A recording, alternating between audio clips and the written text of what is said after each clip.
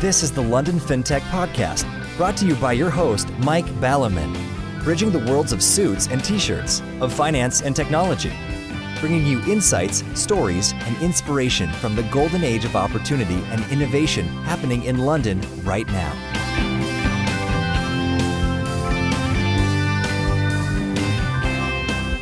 Hi, this is Mike Ballerman, and this is London Fintech Podcast, episode 154, brought to you in association with Smart Pension. And I'm delighted to be joined today by Joanne Dewar, CEO of Global Processing Services, GPS, to talk about the behind-the-scenes payments technology revolution. You've all heard about the likes of Revolut and Starling, who are clients of GPS, but did you know that over 100 other fintechs are powered by GPS in the background? Maybe not. It's a bit like in the early days of fintech, where everyone had heard, for example, of TransferWise, but few had heard of Currency Cloud, who, certainly for some period of time, were actually executing most of TransferWise's foreign exchanges. GPS built an in-house system called Apex, a global issuer processing platform, whatever one of those is, which provides some 90-plus APIs to enable easy integration with their clients, issuers, program managers, card manufacturers, and other service providers. Sounds very clever. So, having in the past two episodes talked about the 30,000 feet overview of the whole world post a certain well-known virus, whose name I shan't mention, or rather the government's response to that virus. And in the last episode, a 3,000 feet overview of buy-to-let mortgages and a 30-foot overview of what Landbay are doing there to keep their company glued together and function in these challenging times. Let's get to a more hardcore topic. B2B back-end fintechs may not be as well-known and as sexy as the app banks and so forth, but it is the likes of GPS and such that enable the higher-profile B2C fintechs that get most of the column inches in the newspapers. Plenty to talk about, so let's get on with the show.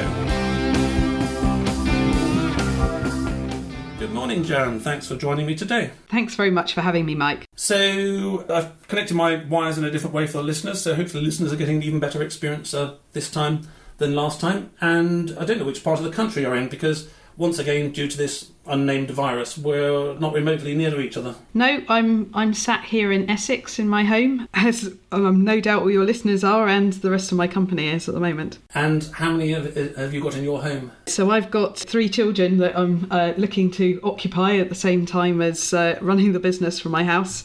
Actually, it's working quite well for my older 2, who are 14 and 13. They're running their lives on Zoom. I think it's an early introduction to life in the digital world. My 9-year-old, however, is slightly harder to keep occupied. Seemingly, he's getting his schoolwork done in about an hour. Yes, well, we're all talking about the sort of virtualisation that's being pushed on us, and it's a kind of, I don't know, a 21st century mentality or a tech mentality or something like that, but we forget human beings and all this idea about zero-touch societies and masks over your face and that. It's inhuman, and we can do it for a period of time, but it goes against the grain. And I'm frustrated enough as I am, but I'm glad I'm not 9, because my frustration would have gone through the roof by now, being stuck in and not allowed to see my mates. Well, it's funny. The kids have adapted to whether it's House Party or other of the app-based communities, and they take to the online group chats as second nature. So I think it's more ourselves that have been more, having to come to terms with these online forms of communication much more. Yes, that's probably right, actually. I mean, I was talking to my father, who's very locked down just before this podcast, and in terms of kids adapting to all sorts of crazy worlds, he was reminding me the story that when he was 7 years old, the Germans, who weren't very friendly at the time, dropped a bomb or 2 on his house. He said he remembers walking down the road holding his mother's hand with his mother covered in blood. But he said, as a 7-year-old, that just seemed normal kind of thing, Because what do you know different? Whereas if you're the mother covered in blood, walking down the street, having just saved your kid by shoving him under a table, it's far less normal. So yes, maybe we're the worst. So whether you're sort of doing it at home or doing it in your office, your career led you to becoming the chief executive of GPS. So what happened from when you were 9, skipping over most of the bit in the middle? So I started my life in IT consultancy. I joined the graduate programme of Pricewaterhouse and I spent 10 years, very light touch tech really, but project and programme management in the IT sense. I kind of fell into GPS in payments. Actually, after my third child started preschool, started work in implementations, which was onboarding clients. But I've really been responsible for the maturing of the organisation, taking it from startup to scale up, and doing the process re-engineering and the maturing of almost every team in the company. And as part of that, have taken on more responsibilities, moving on to becoming COO and then Deputy CEO. And then in June 2018, our founders decided to step to one side into non-exec roles. We got private equity investment on board in the form of Dunedin, and I became CEO. So that's coming up 2 years ago now.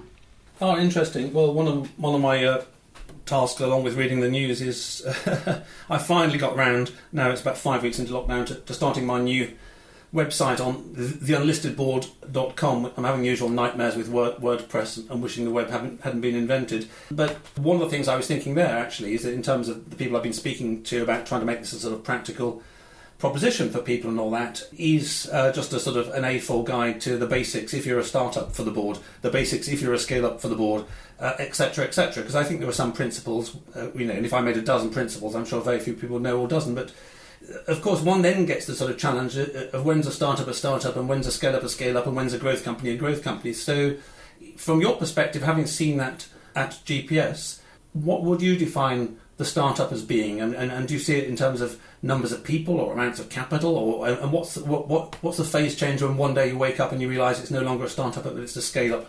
Well, it's a good question. I'm not sure you can put numbers to it. Our journey was actually quite unusual because we went straight from founder-owned and funded to private equity-backed. Oh, wow. With nothing in the middle. No friends and family, no A's, B's or anything?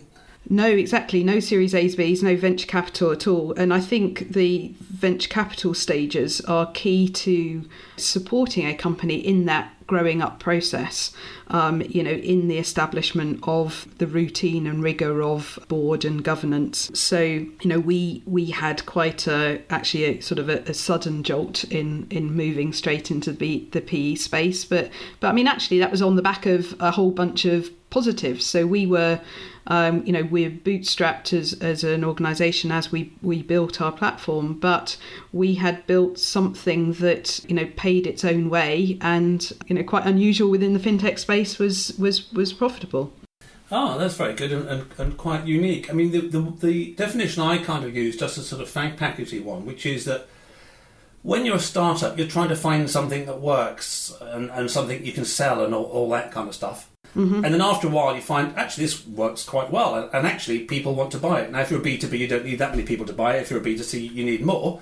At which point, sort of, the idea dawns on you that, actually, the next thing we should do is do far more of this and maybe even a bit better, at which point that's the scale-up kind of stuff, which is like, oh, I've invented chocolate and half a dozen people have bought a chocolate bar. I tell you what, why don't I make 600 chocolate bars, for example?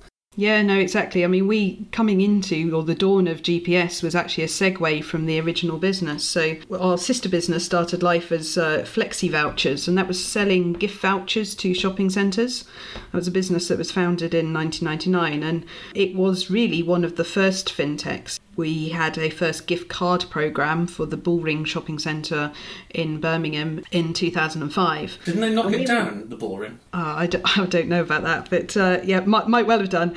But we, Flexi Vouchers or Flexi Card, used a different processor. There were very few options in the market of issuer processors, and we'll come on to maybe a bit more about what that is in a moment. And so we originally set up GPS for our own usage, but so it was quite an audacious name, Global Processing Services, when it had a single client as our sister company. But we always had sort of quite bold ambitions. And one of the things about being an issuer processor is you have to have scale. It has to have scale to work because there's a lot of fixed cost maintaining compliance standards and having the various resiliency and security measures. And that's exactly what creates the very high barrier to entry, and also what creates the need for fintechs to use a third-party issuer processor as opposed to building their own.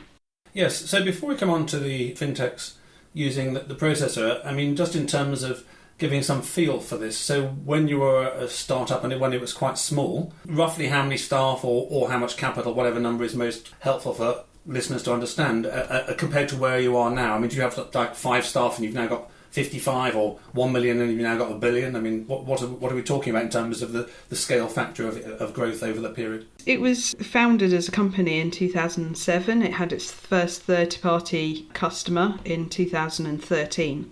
So I also joined later on in 2013. So when I joined, we were about 15 people in the UK, and then a group of developers in India that support us. We are now 200, including our development teams. So that gives you an idea of the growth from a headcount perspective. We've recently opened offices in Singapore and Australia as well, and soon to open in Dubai. So we're going through the really exciting phase at the moment of going from one continent to 3. Ah, excellent. Well, the best laid plans of mice and men go astray. And I've been pushing in 2020 as the theme of the London Fintech podcast, globalising, and the Lord Mayor was on talking about globalising as well in a Brexiting year and how important it is.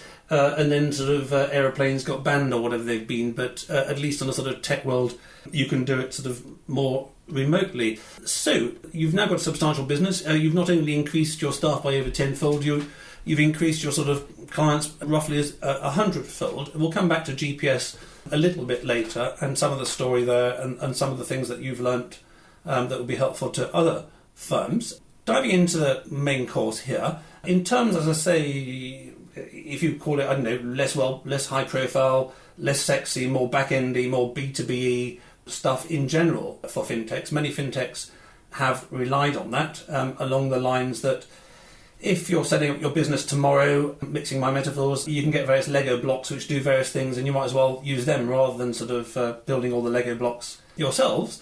But in terms of how hard this whole partnering, outsourcing, whatever you want to call it, can be, as a number of fintechs found, which is exactly the same as a number of banks found outsourcing 20, 30 years ago, which is it's one thing to sort of find a partner and say, oh, they'll do this for us, but it's another thing to make that work well.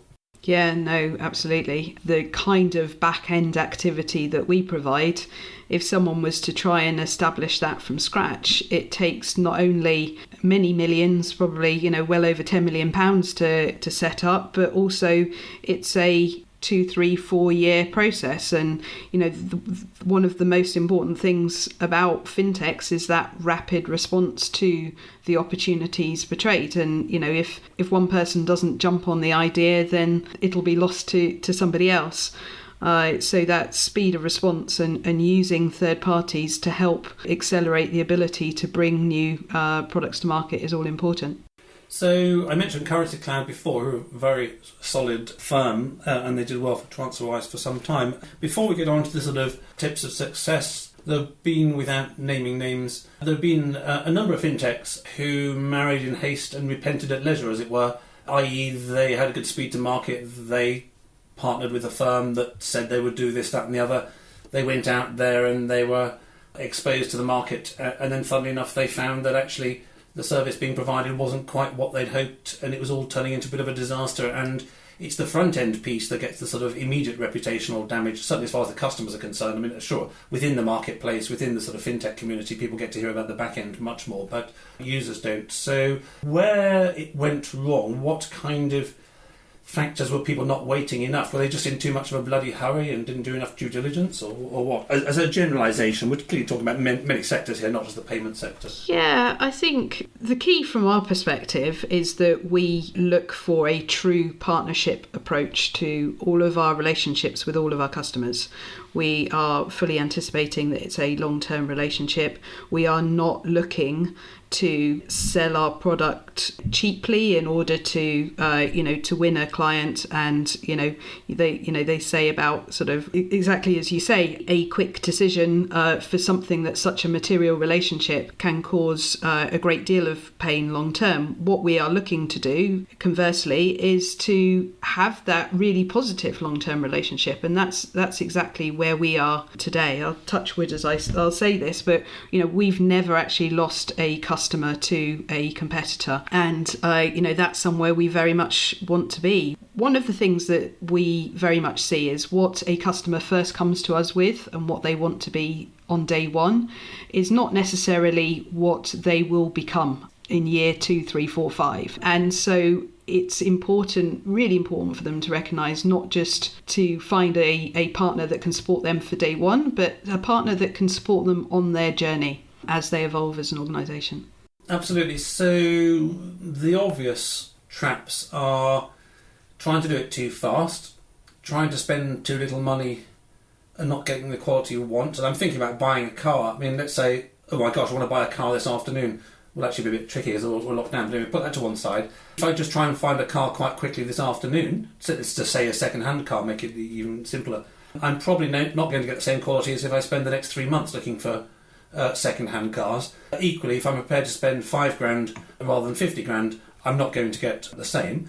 I'm wondering whether there's an extent to which, in order to outsource or partner something well, it's not kind of like brushing something off. It's not like, I don't know, let's say you're a CEO and you don't have a marketing background, you think, I want a CMO, we'll get a good one, you find a good one, and they go and do this marketing thing. I'm caricaturing it slightly. It's not quite like that. It's more that, for example, let's say London Fintech Podcast gets bored of being stuck at home, so I invent London Fintech Podcast, credit debit cards or whatever, and I knock Revolut out of the park and all that kind of stuff. And I call you in a couple of weeks' time and say, oh yeah, you persuaded me. I think you guys do it quite well. Can you do it for me? I presumably, in order to have a beauty parade of that, I need to understand the market quite well, and I can guess things like, what's your uptime and downtime and fail time or fail numbers, or I can guess a bunch of stats. But is it the question that you need to understand more than you might imagine about what it is you want done, rather than just sort of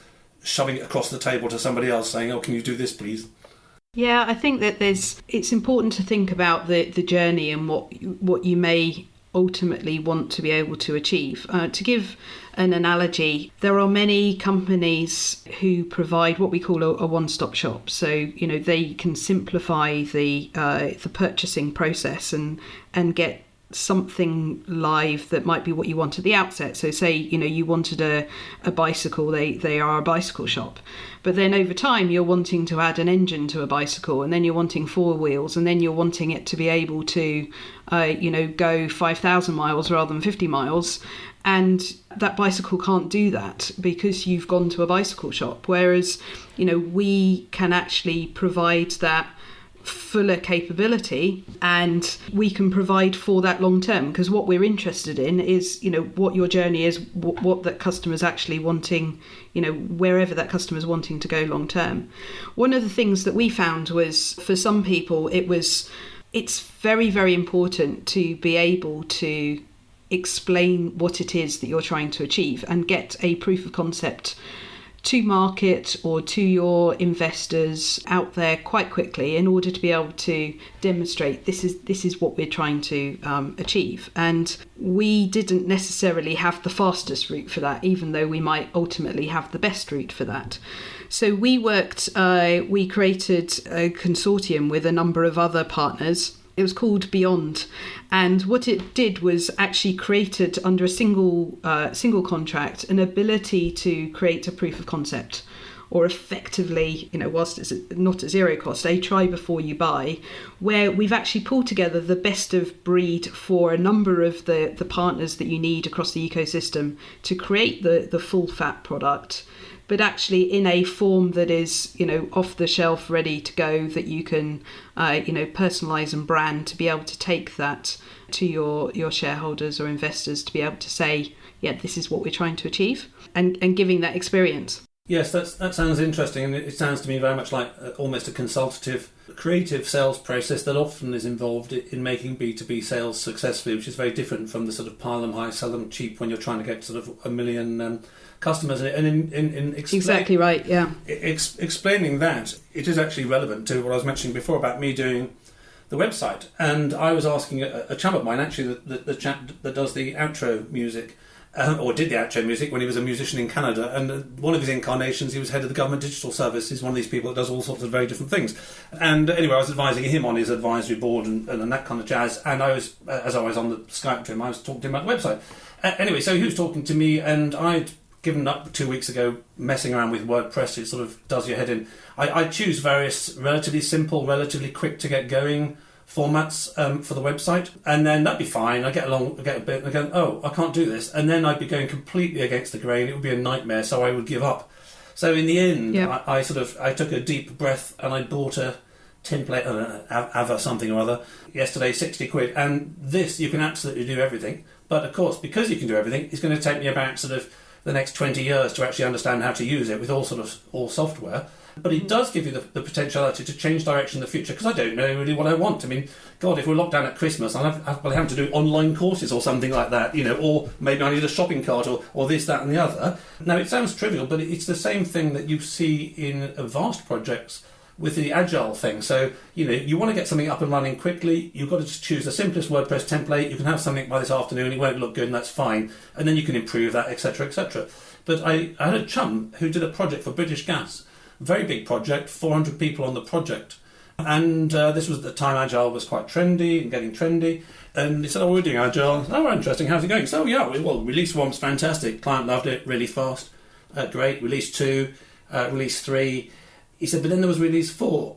And I said, what happened with release 4? He said, we realised we hadn't built the foundations correctly and couldn't do it. So as your phrase journey, when you say that, I'm hearing that if I was a client, I need to understand where I'm trying to get to, It's all very well saying, let's build a building. I tell you what, let's do the ground floor today and then we'll stick the first one tomorrow. That's fine. But if later you decide you need a 99 floor thing and a swimming pool on floor 97, you'll have to knock the whole thing down and start again. So the client needs both some idea about where they're going, but a bit like my website, they need some idea about the uncertainty about, actually, we may turn left or we may turn right in the future. Who will support us? Who will have the flexibility to that? And I suspect that for some founders, that's quite a tricky conversation to have in terms of trying to put an old head on young shoulders, as it were. Yeah, exactly. But I think in terms of fundamentals, there's very few programs or fintechs that come to us that start with I only want to run a program in the UK. I mean, everyone's looking to launch something that ultimately is going to go global, and that in itself has huge challenges to find partners that can support you as you want to extend globally. And I think, there is one of the things that fintechs can rely on a lot more than I think they realise sometimes is there are a pile of experts out there, whether it's from within the partners themselves or consultants too, who know how to navigate the complexity. We've seen it all before, and we see so many times fintechs getting stuck like rabbits in the headlights where, there are so many parameters available on how to set up your chip profile on your card, or it's like walking into a sweet shop and there's so much choice. But what we always say to customers is remember what you came into the shop for. What is it that you wanted to be your USP, and let us help you navigate the complexity. We can help. Loads of stuff can be standardized in terms of whether it's card design or chip profile, or how the rules work on the actual program setup, the limits and things, and focus on what they see is going to make them unique, and focus on their brand and their marketing, their pricing, and we can do the heavy lifting on the rest of it.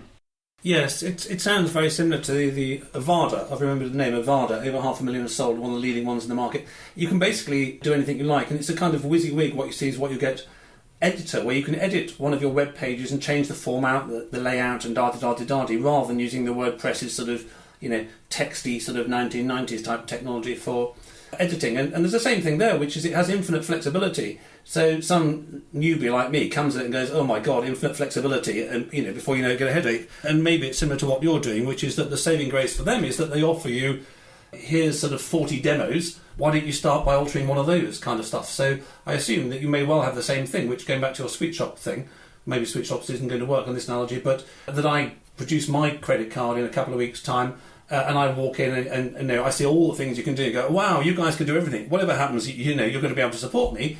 But oh god, that's a bit overwhelming. At which point you say, well, Mike, I suggest you start off with one of these type things. You know, have a blue one with this sort of chip on and pin on and da-da-da, or have a green one and this or that and that. You know. You're exactly right. We've got a huge range of customers, and we've made our name in the challenger bank space, but we've equally got expense products, loyalty, rewards, e-wallets. We're doing a lot with digital banks. So there's a huge variety. And there are standard approaches for these things to say, well, if you want to get up and running, here's what we would recommend as a starting point. That can take out a lot of the complexity. And the best way that the fintechs can learn is through getting a product out there and starting to get the feedback. And equally, the faster that they can get to a point that they're getting some revenue in, the more likely that they will have that longer term viability as well. And so just in terms of the issuer services or whatever you call it, and these sort of techie payment things that payment people speak to each other in and confuse everyone else. Which you could maybe explain for me and the listeners again. The listeners will probably remember what it means, but I always forget what's issuers and all these kind of jazz. Shall I give you a basic explanation? Yeah. For that help? So for each payment transaction, there's two sides to the transaction. There's the side that, like there's two sides to a coin. There's a side that represents the cardholder, and there's the side that represents the merchant. And the merchant side is referred to as the acquiring side of the transaction, and the cardholder side is referred to as the issuing side. So we are an issuer processor, which means we are a third-party technology provider to fintechs and issuing banks. We never touch the money, but in many cases we're holding the score. So we're holding the balance in a number sense as opposed to actually holding the money. And we are making that split-second decision on behalf of the issuing bank when an authorization takes place, in order to say, is this PIN number right? Does the cardholder have the balance? Are they allowed to make this transaction in this particular merchant, this particular transaction type? Should this be approved or declined? I see. So using words that people may recognise, like Waitrose, Monzo, who aren't a client, so I'll pick them as an abstract example. Let's say MasterCard. Somebody goes with a Monzo card to Waitrose and it's got MasterCard on the Monzo or whatever it says. Who's the issuer and the payer and the bank and all that kind of jazz, and where does GPS fit in? I know it's not your client, but where does their equivalent fit in? Yeah, so the cardholder, the Monzo cardholder, has tapped on the terminal at Waitrose. The authorization message leaves Waitrose, goes to Waitrose's acquiring processor, which will take that transaction onto MasterCard. MasterCard will recognise, based on the first 6 digits of the 16-digit number on the card, that card belongs to Monzo. And in Monzo's case, they actually do their own processing, so it will go to Monzo to make that decision.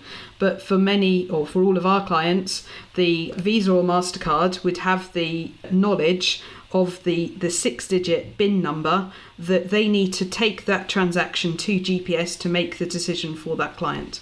Okay, so I haven't had a coffee this morning, largely because coffee is keeping me awake for some reason. So that all sounded terribly complicated to me, and I can only imagine that this is because it's sort of grown up over quite a long period of time, centuries, if not millenniums, in terms of how payments work, and then it went a bit global. Quite a little while ago, we had someone from Barclaycard talking about the fact that the people who set up Barclaycard in the 60s had actually been into Barclays recently. I don't know, it was the 50th anniversary or something like that. And they were just talking about their experience then and how tough it was being Barclaycard and coming along and saying, we've got this card that works everywhere. And people go, nah, and it doesn't really work everywhere, and it didn't work everywhere. And, you know, the sort of difficulty they had. So is it so immensely complicated because it's grown up over a long period of time, and is somebody about to sort of eliminate all that complexity without killing polar bears like Bitcoin does? I don't think it's going to get massively more simple very quickly, because by definition you need a number of different partners and technologies to be able to bring a program to life. You know, you need to be able to do, for example, the know your customer checks to make sure that the cardholder is who they say they are. You need to be able to do the fraud monitoring. And what's key in this world of getting new products launched and having this proliferation of options out there is that to be able to do all of that under a single roof would be an extraordinary investment in time and money without knowing that there was any return.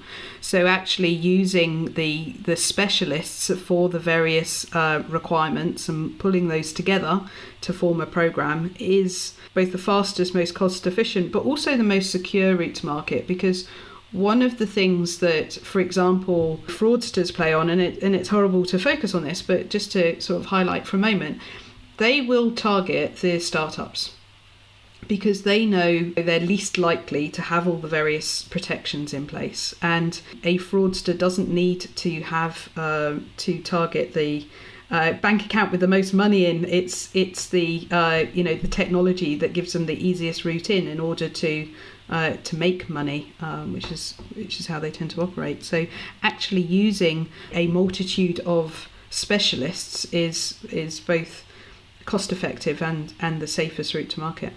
Yes, as many people found who came into fintech without understanding FS sufficiently, it's more complex than you might ever imagine, A, and B, notwithstanding all the criticism, much of which is legitimate, of FS as a whole, it all works immensely well. I mean, I must have made goodness knows how many payments in my life, and all my payments worked, which is very hard to get to. Anyway, so we'll talk a little bit more about sort of GPS in a second, and where you're going and what you want and that kind of jazz. But before we wrap up the show, I'd like to thank all the listeners out there. I hope a number of you are in non-locked down countries and your liberty restored.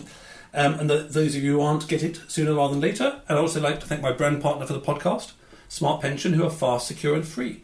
Check out their UK workplace pensions at autoenrolment.co.uk. So, Joanne, we mentioned GPS once or twice. Is there anything you'd like to mention that we haven't mentioned about GPS and of the countless listeners in countless countries who will be listening to this on the show? What do you want to sell them, and which of them should be contacting you tomorrow to buy stuff that you've got and to helping you or partnering with you or whatever? Thanks, Mike. So yes, I mean we're becoming increasingly known as the technology provider behind Revolut, Starling, Bank, Curve, Pocket, and a wide number of others.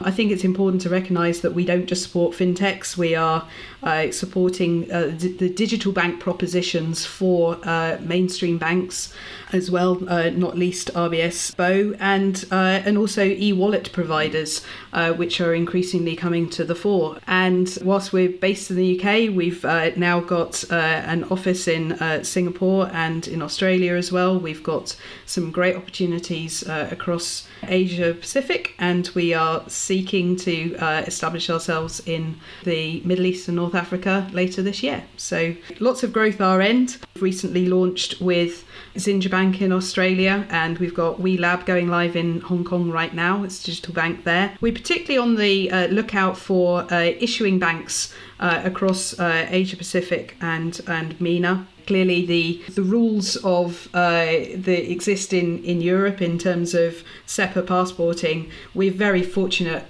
in Europe as to how we're able to expand across countries, and that the ecosystem is far more complex in other regions because of that lack of consolidation. And so issuing banks is one of the main needs to be able to launch fintech programs. We've got a large number of fintech programs that are looking for those banking partners. Oh, excellent. Well, I love the story of GPS, how it started by being called GPS when it was one man and a dog, and how it went from there, and you have gone global. And notwithstanding all this sort of coughing or whatever, it is important that businesses in the UK can grow worldwide, as 99% of the world doesn't live in the UK, and there's a huge market out there. And as you say, in things like what you guys are doing, you do have to have scale and global infrastructure and all that kind of stuff. You know, we're no longer that regional that you can do sort of payment processing in Scunthorpe and nowhere other than Scunthorpe.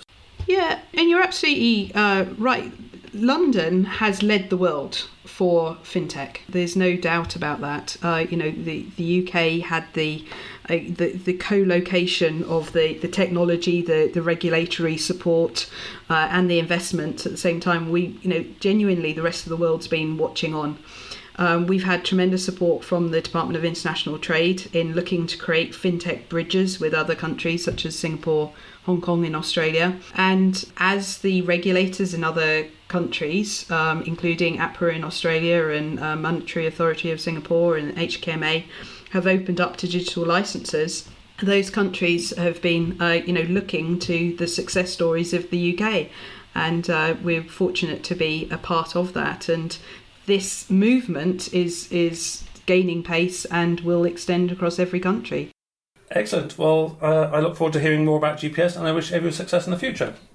Thank you very much, Mike.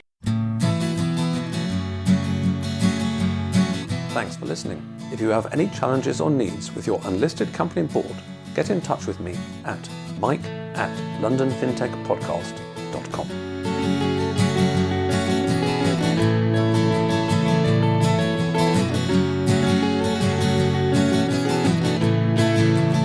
We could sit in a bend there all day, watching the firelight dance, watching the firelight dance.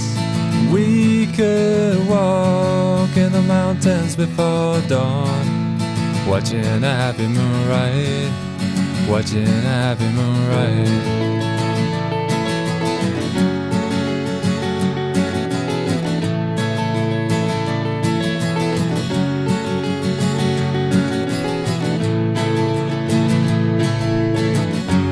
Come away from the city, with the tarmac so dead and the people so sad. Come away from the city, with the faces so grey, with the pain of the everyday.